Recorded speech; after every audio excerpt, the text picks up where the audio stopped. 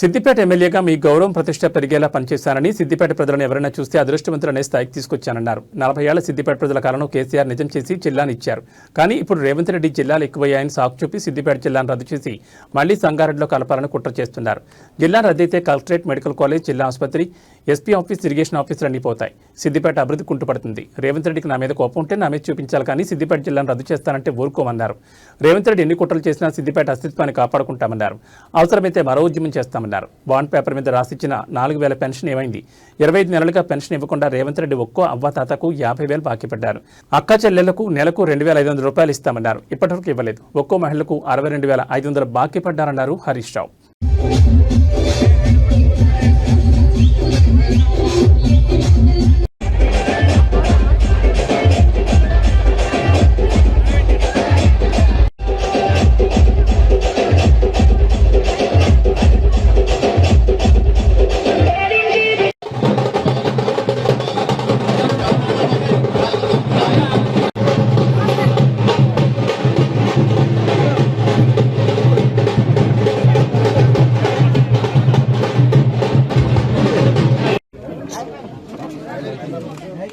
జై హరీశన్న,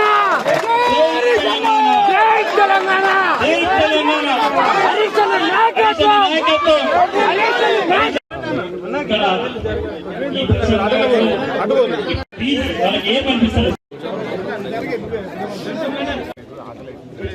చిన్న సర్వీస్ ఇక్కడ ఉన్న ఈ రెండు ఖాళీల మధ్యలో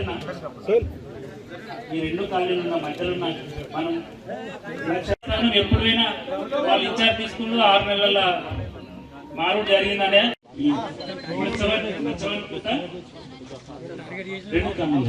Modi CC road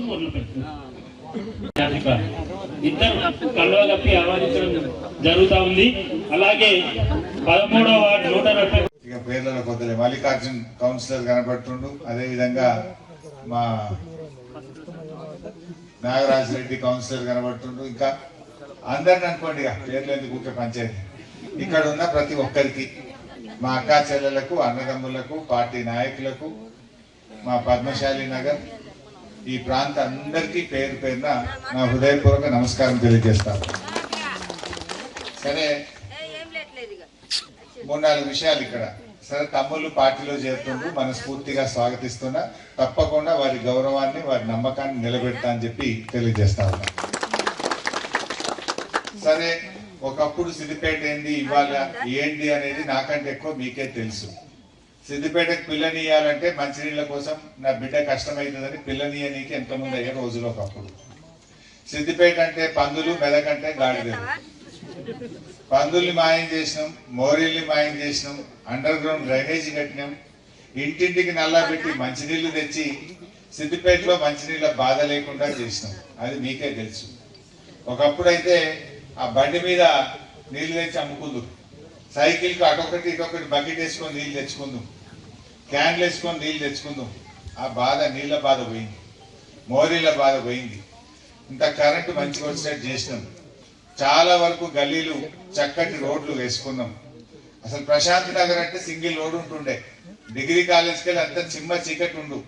rural police station దాకా 4 లైన్ రోడ్ వేసి మధ్యలో డివైడర్ పెట్టి బటర్ఫ్లై లైట్లు పెట్టి, ఒక ప్రశాంత్ నగర్ వైపు కూడా రూరల్ పోలీస్ స్టేషన్కి వెళ్ళి రింగ్ రోడ్ వేసి అద్భుతంగా ఈ పట్టణాన్ని మనం తీర్చిదిద్దుకున్నాం.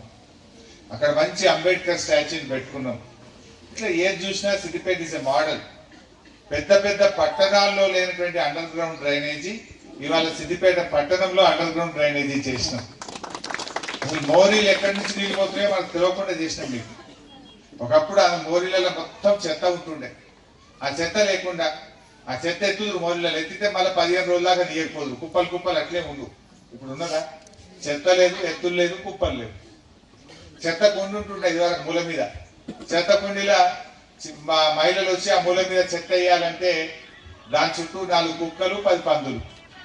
చెత్త వేయాలంటే కూడా దూరంకి వెళ్ళి ఇసురుదురు. సగం కింద పడుతుండే, సగం బయట పడుతుండే. చెత్త బండ్లు పెట్టి ఇంటింటికి రోజు తడి చెత్త, పొడి చెత్త, హానికరమైన చెత్తను తీసుకొని పరిశుభ్రమైన సిద్దిపేటను చేసే ప్రయత్నం చేస్తున్నా. ఇట్లా మనకు తెలియదు. వేరే ఊరికి పోతే మీకు అర్థమవుతుంది.